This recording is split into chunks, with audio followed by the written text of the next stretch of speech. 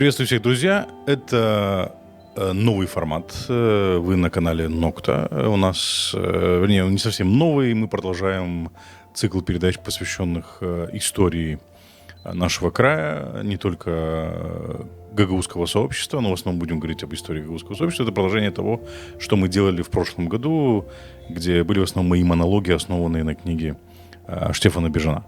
Мы решили продолжить этот формат, но продолжить его немножко в новом формате.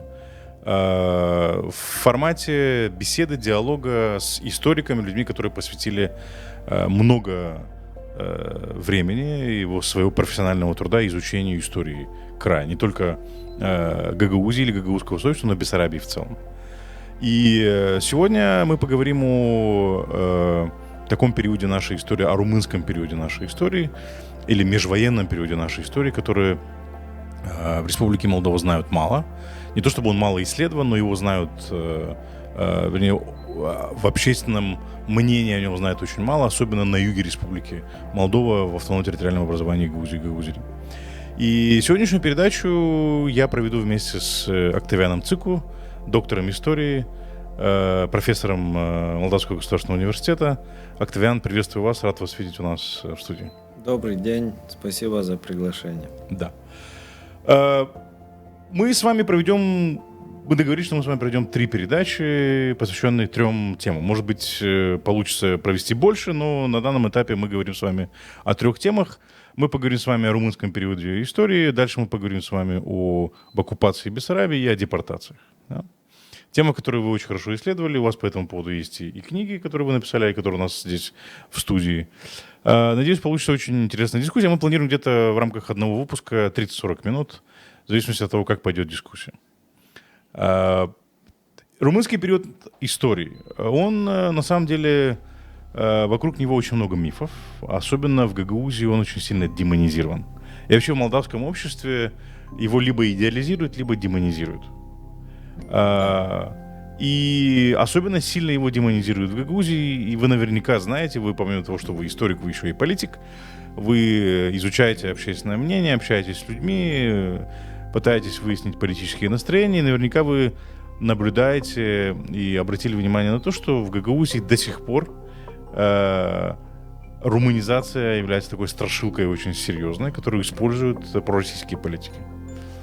Я был удивлен, например, в 2020 году, в 2021 году, после победы, соответственно, Майи Санду и партии ПАС на выборах, все боялись здесь румынизацию. Все заявляли о том, что сейчас начнется румынизация. И, к сожалению, партия социалистов и другие пророссийские политики до сих пор используют объединение с Румынией как один из таких страшилок, для того, чтобы убедить людей голосовать за них. Давайте попытаемся развенчать некоторые мифы. Хотя, с другой стороны, если изучать историю, то ты понимаешь, что, в принципе, это как бы где-то был золотой век, не знаю, если можно его так назвать, для интеллектуального подъема именно гагаузского сообщества. В этом и большой парадокс. Да. Давайте обо всем по порядку. Как вообще произошла унирия и что лежало в основе объединения или вхождения Бессарабии в состав Румынии? Знаете, что парадоксально? Парадоксально то, что гагаузы впервые попали под румынскую администрацию не после 18 года. Нет. Это было еще в 1859 года. После Крымской войны. После Крымской войны, когда определенные, потому что вот если рассматривать карту, то видно, что определенные гагаузские населения, она находилась под румынским правлением, еще это было 22 года, скажем так. И на самом деле тут парадоксальная ситуация, что на самом деле культурное и национальное возрождение гагаузов произошло именно в румынский период, которого обычно гагаузы чернят и о котором высказывается неприятно. Это, конечно, с одной стороны, какой-то исторический, есть определенные моменты исторической правды относительно этой румынофобии. Мы об этом, конечно, поговорим сегодня, но обычно румынофобия, чтобы вы знали, это относится не только к гагаузам. Есть определенная часть молдавского общества, которая румынофобия, потому что это был инструмент для создания отдельной идентичности, так молдаван, как и гагаузов. Если говорить коротко, то так как гагаузы являются частью большого тюркского блока, скажем так, так и молдаване являются частью румынского народа. Да. И в советское, и в российское время они построены были против этой идентичности. Потому что так молдавский язык, так и гагаузский язык. То есть политика с Российской империи, политика Советского Да, государства? Советский Союз, особенно Советский Союз, он построил гагаузский язык, так же, как и молдавский язык, в противовес естественным формам этого языка. Я имею в виду турецкий язык, турецкого и румынского, язык и румынского языка. Поэтому эту оговорку мы сделали для того, чтобы понять на самом деле, что произошло после 1918 года и как это отразилось на истории гагаузов. Довольно-таки интересный период, о котором не только мало знают, но которого неправильно интерпретируют. И есть очень много историков, которые работали для того, чтобы просто переделать эту историю и в советский период, но особенно пропаганда, конечно, и советский режим. Они были настроены на том, чтобы, во-первых, стереть все, что было связано с румынским периодом, так в Гагаузии, так и в Республике Молдова. А второе, чтобы создать другую реальность. И вот конструкция, как говорят историки, этой реальности, этим занимались более 50 лет в советское время. Один из моментов, который очень, вокруг которого витает очень много мифов, связан с тем, как Бессарабия входила в состав Румынии. И самый главный миф, который распространяла сначала советская, а потом и постсоветская пропаганда здесь, на территории Республики Молдова, это о том, что это был насильственный захват, что на самом деле это все было под пушками румынских солдат и так далее и тому подобное. Вы можете, если можно вкратце, потому что наш формат не позволяет как бы углубляться в этот формат, как происходило объединение, и на самом ли деле объединение или вхождение Бессарабии в состав Румынии было под дулом пистолетов? Был еще один миф – предательская роль Сфату Цери. Да, вот давайте об этом. Да. Ну, давайте по порядку тогда. Во-первых, очевидно то, что после падения царского режима произошла либерализация. И в контексте этой либерализации румыны Бессарабии создали первую политическую партию. Национальная молдавская партия. Она строила себя как унионистская, но на самом деле, в отличие от наших унионистов, они никогда открыто не говорили о объединении.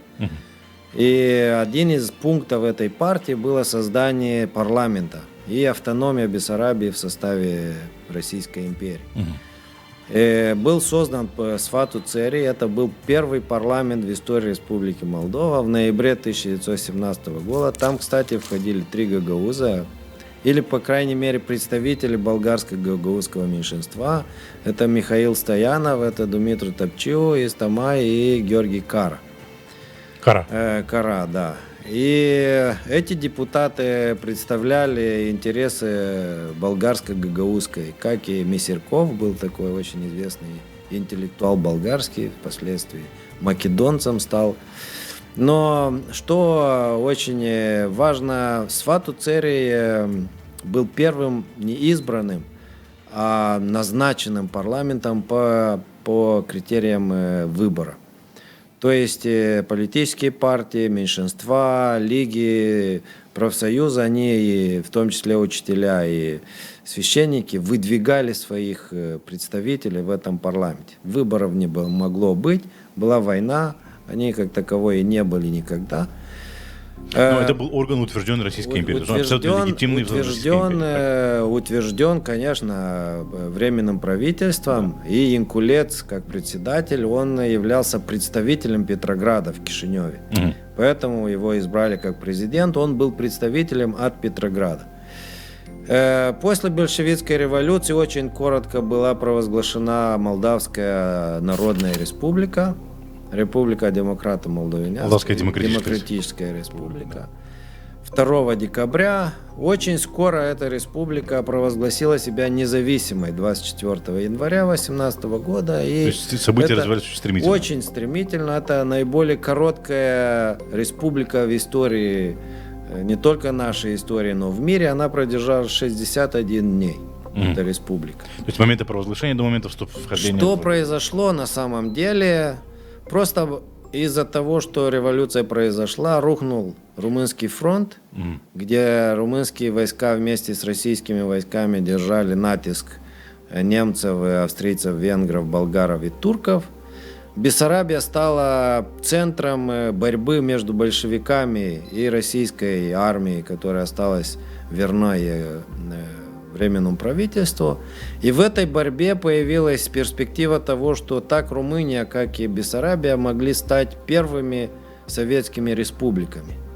И для того, чтобы предотвратить это, было принято... То есть не только Бессарабия, но еще и Румыния могла попасть. Еще Румыния могла попасть. Был Рошал такой, посланный Лениным через Одессу, Кишинев, для восстановления советской власти в Ясах и в Кишиневе. Для установления, да? Для установления, да. И поэтому был, конечно, прагматический расчет. Нужно было обезопасить Бессарабию для фронта. И чтобы все знали, орден подписан о вхождении румынских войск в Бессарабии, был подписан Щербачевым, русским генералом, который впоследствии, конечно, стал на сторону Временного правительства, на сторону царской России, скажем так, или имперской России. И он представлял как раз интересы, военные интересы России. Так вот, имперской России еще, да? Имперской России. Приглашение румынской армии было сделано в декабре республикой, Молдавской Демократической Республикой. Этот орден или приглашение было подписано всеми, которые представляли. Премьер-министр был Пантелеймон Ерхан. Он, кстати, отсюда из Тенетарь Каушена. И подписал его Пеливан и Кристия, который был министром внутренних дел. И по приглашению этой республики и с подписанием этого ордена... Орден, вы имеете указ, да? То есть... Указа о вхождении румынской армии генерала Щербачева, румыны вошли в январе 2018 года, чтобы не позволить, во-первых, установить коммунистическую власть в Кишиневе. Это бы означало провал Румынского фронта или Российского фронта, скажем так, против централов. И второе, для того, чтобы не позволить большевикам установить свой порядок здесь. А тут важное уточнение. Почему это было сделано? Потому что Румыния, как и царская Россия, воевали на стороне Антанты. На стороне Антанты. Они были союзниками. Большевики хотели это... Большевики действовали от имени немцев на тот момент. И от имени немцев, держав, но большевики вообще имели свой собственный взгляд, потому что Ленин подписал уже Брест-Литовский мир, и Россия должна была выжить. Большевистская Россия должна была выжить каким-то в этой борьбе. Это долгая история, туда нужно копать. Но я имею в виду, что большевистская революция в России произошла с подачи и при участии непосредственно Германии и центральных держав. Конечно. Это было изначально, но впоследствии, как и любая великая держава, они имели свои интересы. Да, потом они уже начали отыгрывать, это уже другое. Отыгрываться. И что очень интересно, в момент, когда Молдавская Демократическая Республика призвала румынскую армию, вот население Гагаузии, она приняла, вот Южного Бессарабии, приняло это решение неположительно. И против румынской армии было сопротивление в многих населенных пунктах, именно и в Кубе, и Кирьет-Лунга, и в других местах. Вы говорили. Да, были встречены румынские войска определенными военно-формированиями, которые вооружали большевики. По своей логике можно понять, 3 поколения гагаузского народа уже как бы жили в царской России, и они хотели остаться в царской России как таковой. Критика была включительно депутатов гагаузов. Михаил Стоянов, например, в момент, когда инаугурации Сфату Цери говорил, что это учреждение сепаратистское, хочет отделиться, мы хотим в составе России. И момент, конечно, был исчерпан, но он оставил определенные следы румынофобии, потому что румынские войска очень жестко подавили эти очаги большевистской пропаганды и сопротивления.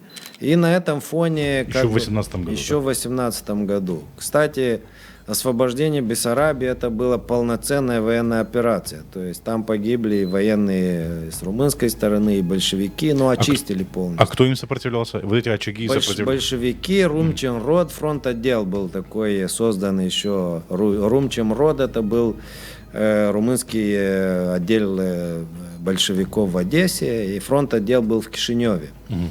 И впоследствии получилось, что Бессарабия 27 марта, изучив все варианты своего существования, чтобы вы знали, насильственной оккупации как таковой не было.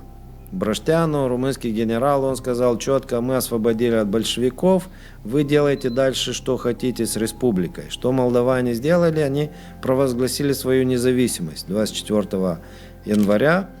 И эта независимость была в том числе не только против России и Украины, но и против Румынии. И на тот момент, что очень важно, были несколько взглядов относительно будущего. Были унионисты, которые хотели прямого объединения с Румынией, были те, которые хотели объединения с определенными условиями.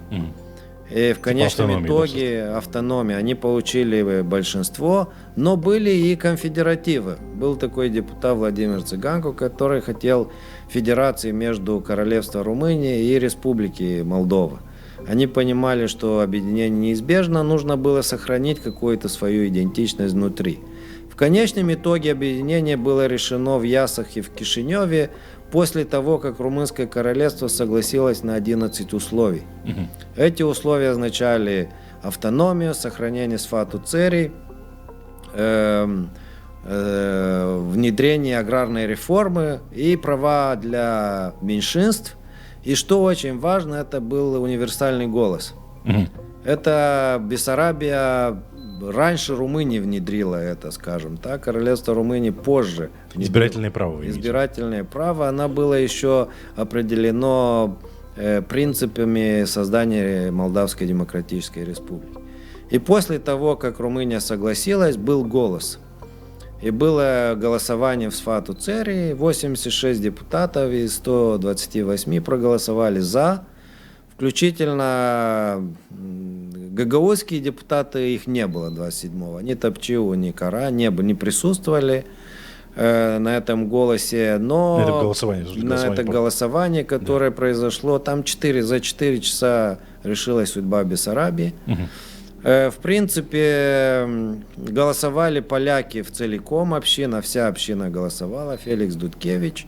Степан Батнарюк украинской общины голосовал, и наш почти земляк из Кучур-Минжир, Чернов, Чукур-Минжир, русскоязычный Чернов, он голосовал за Унирию.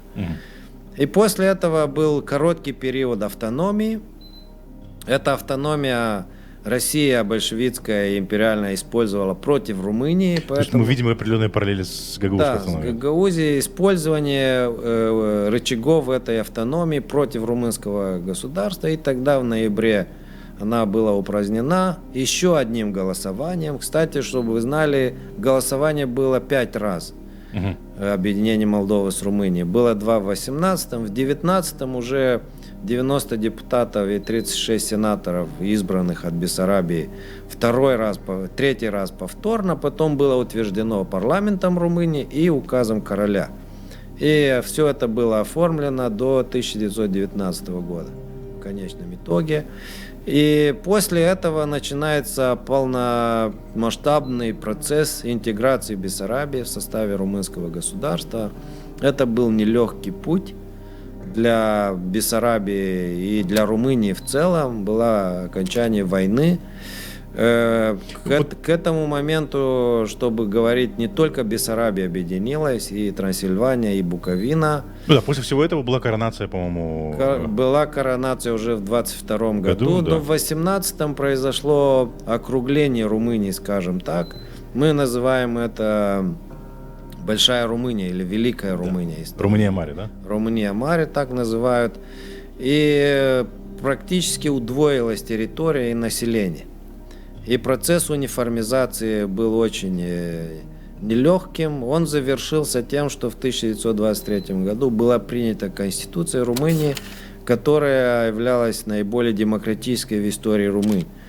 И как и бессарабцы, гагаузы получили впервые в своей жизни полноправные право на голос, свобода всего, что было, аграрная реформа. Ну, я об этом предлагаю поговорить чуть позже. Давайте еще один момент хотел бы у вас, если коротко можно, то, как Российская империя, ну уже не Российская империя, а советская большевистская Россия использовали Бессарабию. Вы сказали, что интеграция была или вхождение в состав Румынии было на основе там 11 пунктов, да? Да. Тот момент, вы уже коротко коснулись, как в 18 году было подавлено сопротивление, очаги сопротивления.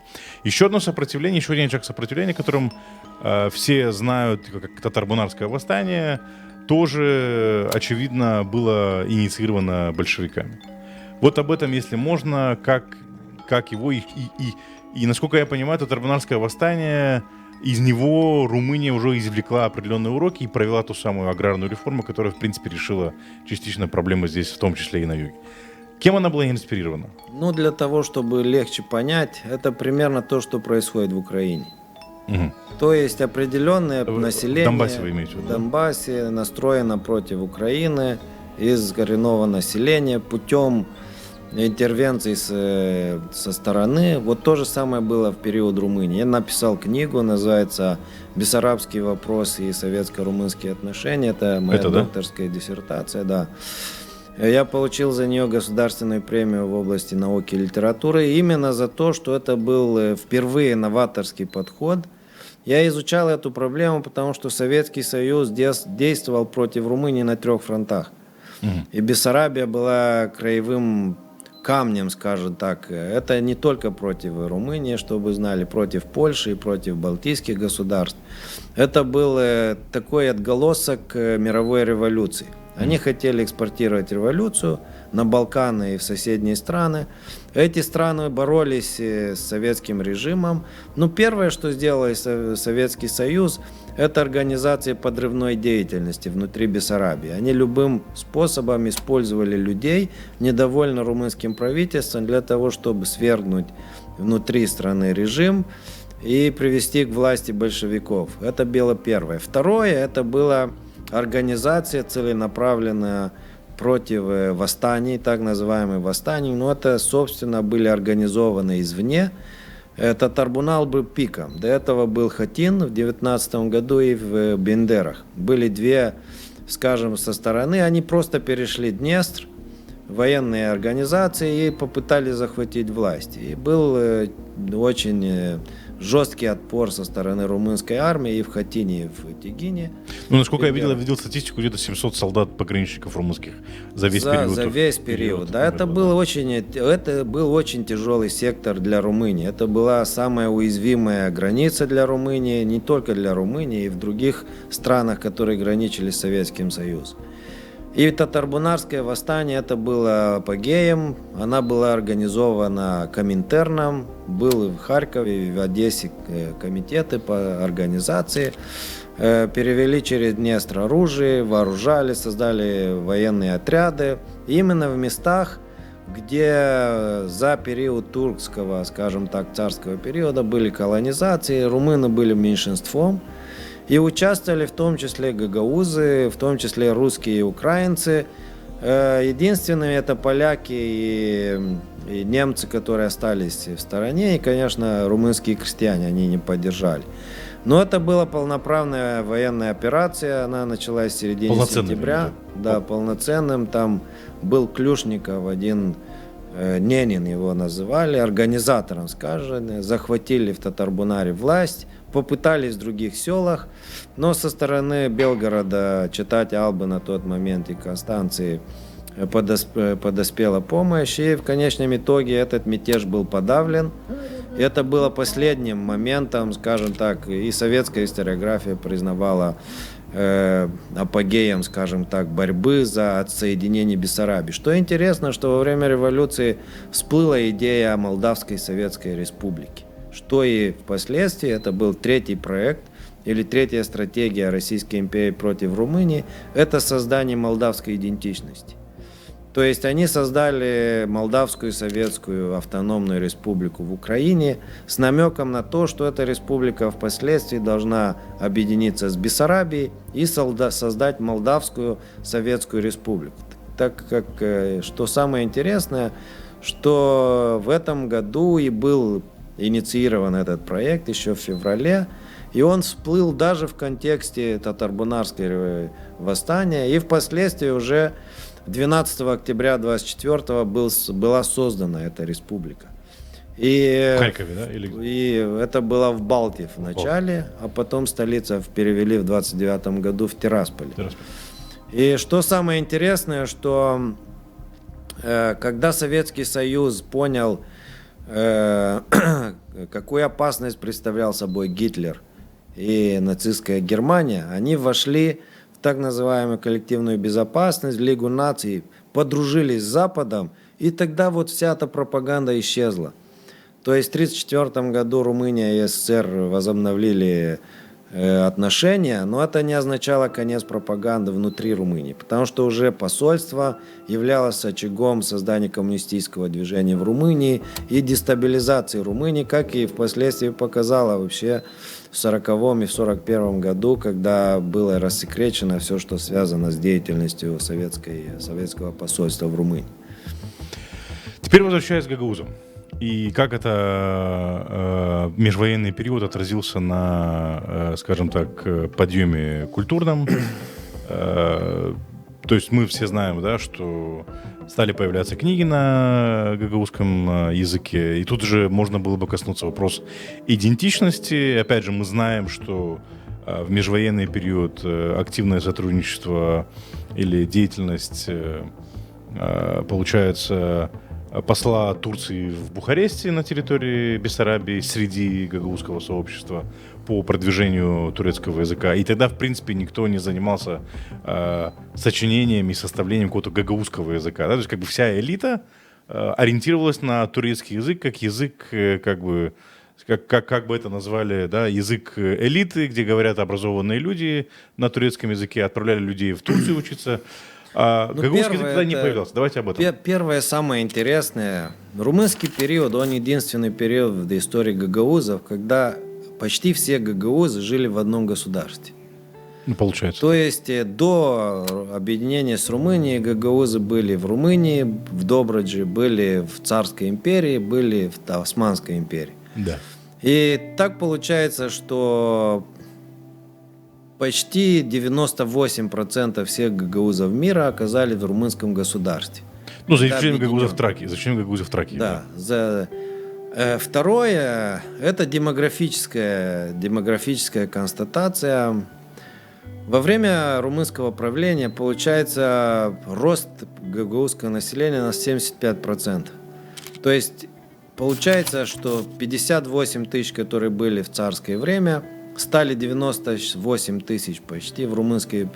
За счет чего этого произошло? Первое, это, конечно, естественный рост, а второе, то, что в отличие от царского периода, в румынском периоде происходит культурное возрождение, национальное возрождение гагаузской идентичности. Это во многом было способствовало той деятельности, которую имел Михаил Чекир, но не только это. Это вообще связано с повышением уровня грамотности. Да. Потому что до румынского периода в большинстве 98% почти женщин и 92% мужчин, они были безграмотными. Ну, то есть к моменту революции, развала Российской империи, да, вот эти цифры. И Румыния что все, сделала? Да? Румыния ввела обязательное и всеобщее образование. Сначала 4 класса, потом 7 классов. Года. То есть закон 24 года предусматривал всеобщее и обязательное с 6 до 16 лет. Создание школы в каждом селе, создание учителей. Причем эти учителя, которые работали в Гагаузе, в Буджаке, именно это назывались периферийные, они получали пособие в 50% больше. А те, которые оседлали, получали 10 гектаров земли. И этот процесс ликвидации безграмотности, он пошел на пользу мы говорили о румынизации.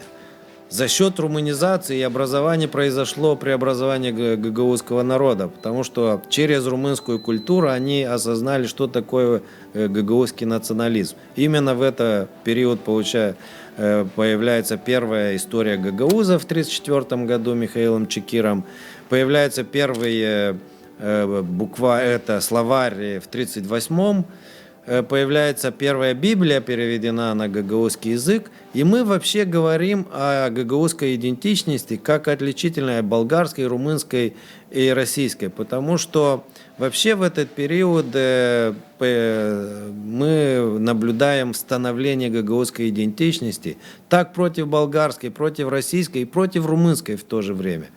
Это не было против Румынии как таковой. И здесь, как вы хорошо заметили, происходит необычный процесс. Впервые за свою историю гагаузы открывают свою историческую родину. Это Турция. И Турция начинает играть очень важную роль, как и сейчас, уже в современной Республике Молдову, в тюркизации гагаузов. Вообще по переписи не признавался гагаузский язык. Как вы знаете, в 30-м году был турецкий язык. И как таково процесс был тюркизации гагаузов. И по договору с Румынией это был процесс для того, чтобы каким-то образом отдалить гагаузов от русского мира, как мы говорим в данном моменте. Эти же проблемы были и тогда. В 1931 году появляется в Камрате первая школа с обучением, первые классы с обучением на турецкий язык. Начинается процесс... То есть все образование на турецком языке или только предмет, один предмет? Нет, школа была, полностью на турецком классы полностью на турецком языке. И первые 40 гагаузских школьников, этих молодых людей, они начинают обучиваться в университетах в Турции. Да. Так же, как и было с молдаванами после распада СССР, когда мы впервые пошли учиться в румынские вузы. И за счет этого происходит вот это национально-культурное возрождение, и оно является, наверное, самым важным моментом. Уровень грамотности появляется очень сильно. В то же время мы наблюдаем и рост, и влияние определенных гагаузских интеллектуалов даже в румынской среде.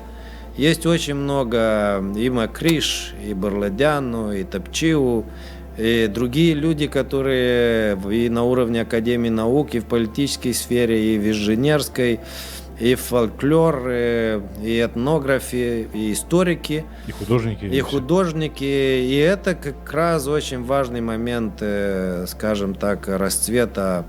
И поэтому, наверное, настолько жестким был 40-й год для Гагаузии, мы об этом поговорим, потому что это было нужно советскому режиму, чтобы обезглавить Гагаузию, так и Бессарабию от национальных элит и от культурных элит, которые были связаны с румынским периодом. Мы просто подходим к концу этого выпуска. Буквально несколько вещей. Вы сами в начале сегодняшнего выпуска упомянули, что отчасти румынофобия обоснована. Да, не обоснована вот эта вот полная демонизация, да, румынского периода, да, но отчасти она обоснована. В то же самое время вы говорите, что как бы это был период такого культурного подъема гагаузов. Мы знаем про Чекира, но есть куча других процессов в других областях, не только в культурном, да, но и в экономическом. Земельная реформа, которая привела к созданию такого зажиточного класса среди гагаузских крестьян. Да. Вот если можно, вот последние 5 минут вот об этом, буквально пару слов о том, почему румынофобия обоснована и в связи с чем, и как это способствовало не только культурному подъему гагаузского сообщества, но и экономическому в том числе. Она обоснована тем, что она была демонизирована в советский период.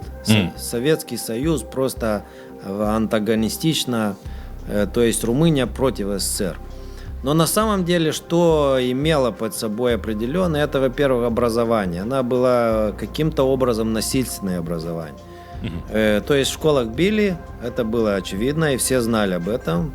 Второе – это армия. То есть, грубо говоря, плеткой насаждали образование. Плеткой насаждали. Даже есть такие моменты, в моем селе я же нашел так, что у нас большинство гагаузов, как и бессарабцев, они крестьянами были, Ну да. 90%. Они своих детей не отдавали в школу, потому что хотели их на полевые работы. Ну, не видели в этом пользы. Да, и не видели. Тогда румынское государство что сделало? Она внесла часы работы на пользу сообщества. Если ребенок не был в школе 6 часов, то родители работают на пользу села 6 часов. И крестьяне поняли, что им невыгодно. И они отдавали детей. И, конечно, гагаузы не понимали румынский язык. Было много протестов относительно приезда румынских учителей. Со временем это прошло. Были эти моменты, когда многие это видели как насильственная ассимиляция. Я, например, мы, историки, уже смеемся над статистикой Шорникова и историк из Гагаузии, забыл, как его зовут, Болгар, по-моему. Степан Болгар, да. Да, Степан Болгар. Они говорят, что по переписи 30 года где-то 5000 гагаузов были признаны как румынами по переписи в Камрате.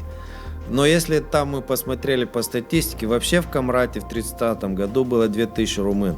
Вообще по статистике. Это был единственный гагаузский город в Румынии в тот период, 63% были гагаузами. А вообще румын было 2000. То есть понятно, что это было кому-то на пользу показать ассимиляцию. Где произошла ассимиляция гагаузов, это было в румынских селах.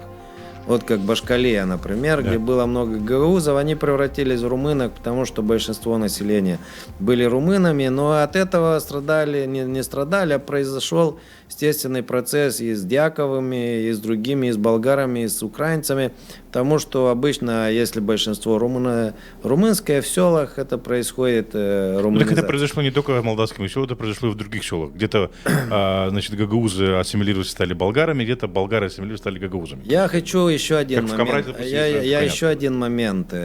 Момент этих противоположностей. С одной стороны, гагаузы были, некоторые из них поддерживали советскую пропаганду и идеологию. Их было немного, чтобы вы знали, из-за того, что была аграрная реформа и собственность наделенная, они имели где-то 3-7 гектаров, и крестьянин был заинтересован в своей собственности. Но самое парадоксальное – это привязанность гагаузов к праворадикальным движениям в Румынии. Так называемая Легионе Архангел и Михаил, Легион Святой Михаил и Железная гвардия. Вот представьте себе, что в Вулканештах 60% голосов были за Железную гвардию. И Корнелий Зеля-Кадряну, лидер этого движения, появлялся здесь, в Чадырлунге. Было в 1933 году такое большое. И почему впечатление это произвело? Железная гвардия, те, которые с Антонинску потом организовали мятеж. Да. Но Железная гвардия, она вообще была радикально ортодоксской, мистической организацией, которая имела очень много голосов в Румынии, собственно. И они просто спекулировали религиозность гагаузов. Они были очень православными. И вот когда появлялся на белом коне с этими религиозными обрядами. И второе, они спекулировали... Ку-клукс-клана в Америке, да? Да, они спекулировали трудности румынского правления здесь. И поэтому и так получилось, что из-за того, что румынское правительство начало борьбу с легионерами, с Железной гвардией, то под этот попали и гагаузы, потому что она была выведена вне закона в 1933-1934, потом в 1938-1939. И поэтому некоторых гагаузов преследовали за то, что они были преследовали, потому что они были сторонниками Железной гвардии. Кстати, последними были подавлены или убиты и депортированы уже советским режимом. Быть легионером в советский период это был самый опасный, скажем так, для расстрела и для осуждения, это что был членом Железной гвардии. И вот этот процесс очень интересный, потому что, естественно, за очень короткий период Румыния добилась лояльности гагаузского народа в целостности. И мы это замечаем не только по этому признаку, а и потому, что основная часть гагаузского народа, она влилась в политическую жизнь Румынии. Они получили впервые право голоса, получили впервые право образования. Что самое местная важное... автономная впервые получили право выбирать своих руководителей. И руководителя. А что самое важное? Это свобода передвижения. И это привело к тому, что впервые гагаузы познали, что такое миграция. Где потекли гагаузы? Первые гагаузы, они просто сбежали за Днестр. Многие видели в Россию рай, как, как и сейчас. Пропаганда, да. Второе, это Бразилия, Аргентина, Южная Америка. Многие из них уехали. Есть и очень смешные комедийные казусы, когда гагаузские семьи уехали в Бразилию, а потом вернулись обратно. То есть это не показалось им раем. Дети осели, а семьи вернулись. Ну и, конечно, Турция. Потому что многие начали в Турцию уезжать и по учебе, и по работе. Туда уже более образованные, да? И так получилось, что сформировалась какая-то определенная гагаузская диаспора за рубежом. И это сыграло, конечно, важную роль в том числе в утверждении гагаузской идентичности. Я считаю, что это самый главный момент. И я закончу, наверное, тем, что румынский период, помимо всего, что было с плохим и хорошим, он просто спас гагаузов от советского террора. Ну да, мы не пережили голодомор 1932 года. Не было голодомора, не было репрессий, гражданской войны, не было большого террора. Представьте, что за год 36-37 было убито 750 тысяч людей. Это получается, что по 1700 людей в день расстреливались НКВД Ежова. Это была ежовщина, это было самое страшное. Но помимо тех, кто расстреливали, еще и в лагеря отправили. Всего этого бы избежали, были полноценной части Европы. Это был первый момент становления гагаузского этноса с культурной национальной точки зрения, и в том числе с европейской точки зрения, как полноценный европейский народ связан со своей исторической родней Турцией. И, конечно, поэтому 40-й год был очень жестким, и установление коммунистического режима он оказал губительное влияние на всего, что называется менталитет гагаузского народа, но и румынов вообще в Бессарабии.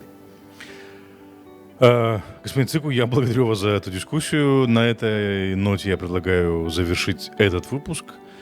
Безусловно, есть очень много чего мы не покрыли, потому что такая обширная, несмотря на то, что это было всего 22 года, имеется в виду, часть нашей истории в межвоенный период, но там происходило очень много интересных вещей, и в эти 40 минут или чуть больше 40 минут, что мы с вами общаемся... Можно, например, обсуждать о городской жизни в Камрате в межвоенном периоде. Ну, кстати, Камрат получил статус города указом короля Франца Фердинанда, да, в 25 году. Да, гостиница. Да.